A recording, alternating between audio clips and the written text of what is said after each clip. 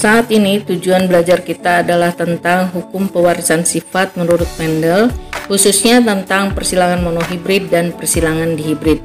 Bersama saya Ratna Dewi. Mari kita mengingat kembali istilah-istilah pada pewarisan sifat. P adalah parental, artinya induk. Kemudian F adalah filial atau filus, artinya hasil dari persilangan atau anak. P2 adalah parental kedua dari persilangan antara F1 dengan F1. F2 artinya filial atau keturunan dari P2. Dominan adalah sifat yang mengalahkan atau menutupi sifat lain, dilambangkan dengan huruf besar. Resesif artinya sifat yang dikalahkan atau tertutupi oleh sifat lain, dilambangkan dengan huruf kecil. Genotip adalah sifat yang tidak tampak yang ditentukan oleh pasangan gen dalam individu. Sedangkan fenotip adalah sifat yang tampak dari luar atau dapat diamati dengan panca indera. Homozigot artinya sama huruf, misalnya T besar, itu adalah homozigot dominan, sedangkan T kecil adalah contoh dari homozigot resesif. Untuk heterozigot artinya berbeda huruf, misalnya adalah T besar T kecil atau A besar A kecil atau H besar H kecil dan sebagainya. Kita sudah mengetahui bahwa warna mata coklat, biru, hijau atau abu-abu, warna rambut hitam, coklat, pirang, warna kulit, sawo matang, kuning, putih atau hitam, tinggi badan dan lain-lain hanyalah segelintir variasi sifat-sifat yang diwariskan orang tua kepada anaknya. Prinsip-prinsip genetika apakah yang menyebabkan penurunan sifat semacam itu kepada manusia atau organisme lain? Sekitar tahun 1800-an, penjelasan tentang pewarisan sifat yang banyak dianut orang adalah hipotesis campuran. Gagasan bahwa materi genetik yang disumbangkan oleh kedua orang tua bercampur seperti cat merah dan biru bercampur menjadi ungu. Akan tetapi, dalam pengamatan sehari-hari dan hasil pembiakan tumbuhan dan hewan menentang hipotesis campuran. Karena dari hasil penelitian Mendel memberikan hasil yang sangat berbeda. Induk galur murni bunga ungu dikawinkan dengan galur murni bunga putih, ternyata bukan warna ungu muda yang merupakan pencampuran ungu dan putih.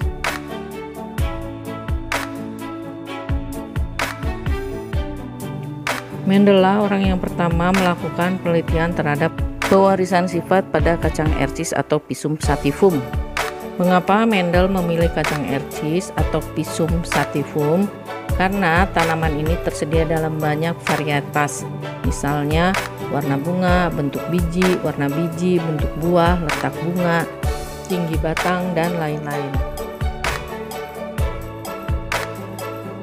Di alam, tanaman ercis biasanya melakukan fertilisasi atau pembuahan sendiri, yaitu sperma dari serbuk sari membuahi sel telur yang ada dalam putik pada bunga yang sama.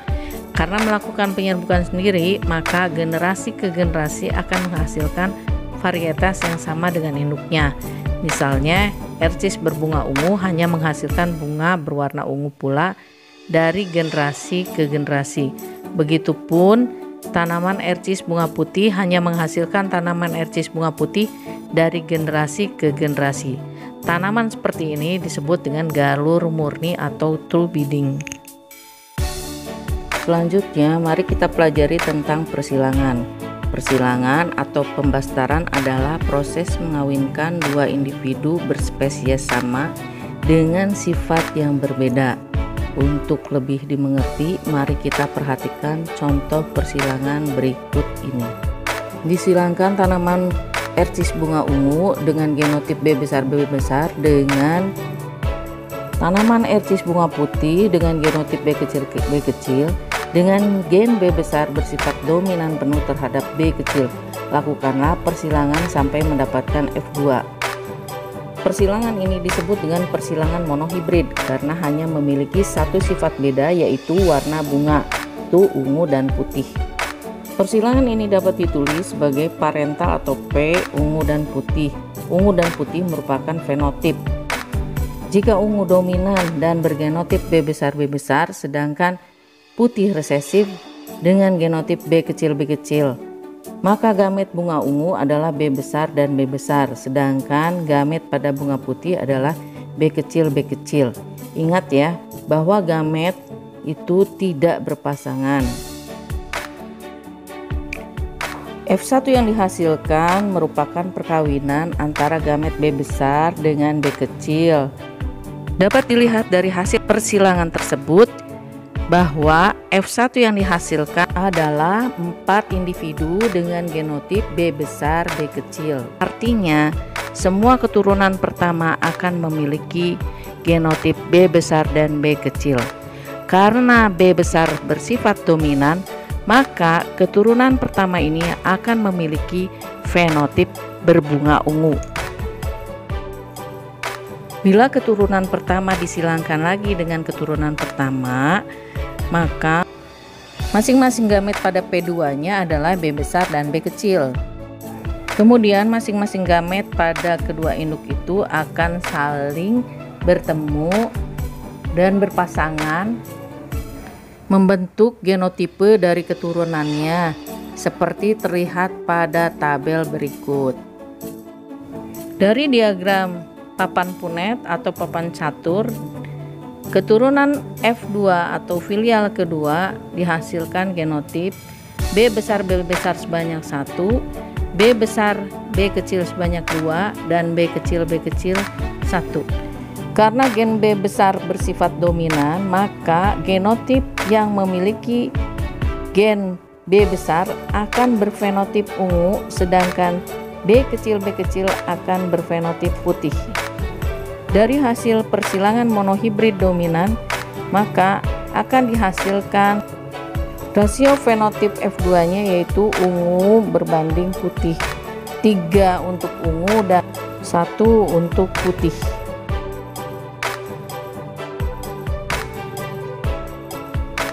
Sekarang bagaimana jika individu yang disilangkan memiliki 2 sifat beda?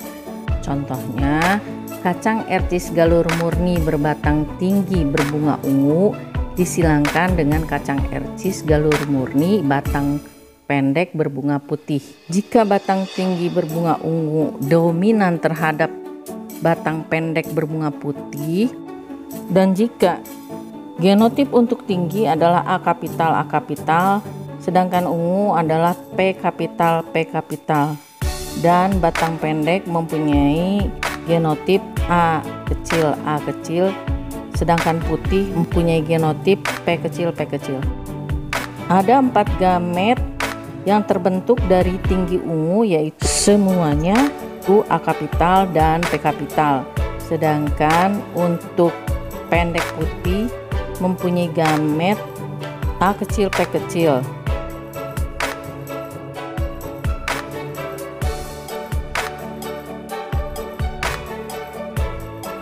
Filial pertama atau F1 dari persilangan tersebut menghasilkan 16 individu memiliki genotip yang sama, yaitu A kapital A kecil, P kapital P kecil. Karena A kapital dan P kapital adalah sifat dominan, maka semua keturunan pertama ini akan memiliki fenotip berbatang tinggi dan berbunga ungu.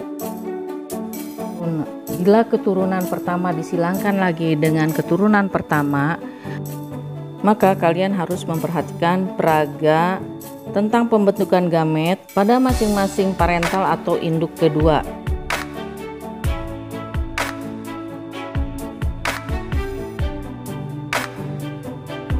Kemudian perhatikanlah bagaimana cara menghasilkan rasio genotip dan fenotip F2 dengan menggunakan tabel punet atau papan catur.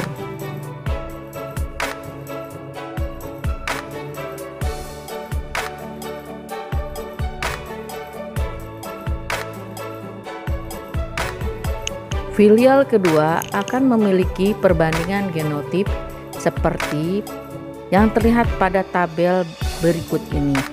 Untuk perbandingan fenotipnya adalah batang tinggi bunga ungu berbanding batang tinggi bunga putih berbanding batang pendek bunga ungu berbanding batang pendek bunga putih, sama dengan 9:3:3:1. Inilah bagan persilangan di hibrid yang ditulis secara lengkap.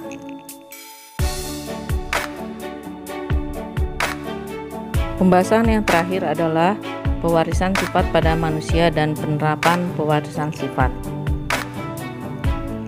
Prinsip pewarisan sifat pada manusia dapat digunakan untuk menentukan jenis kelamin keturunan dan beberapa sifat yang diturunkan seperti jenis rambut, warna kulit, bentuk pertumbuhan rambut pada dahi, dan tipe perlekatan cuping telinga, serta kelainan yang diakibatkan oleh gen, misalnya buta warna, albino, dan hemofilia.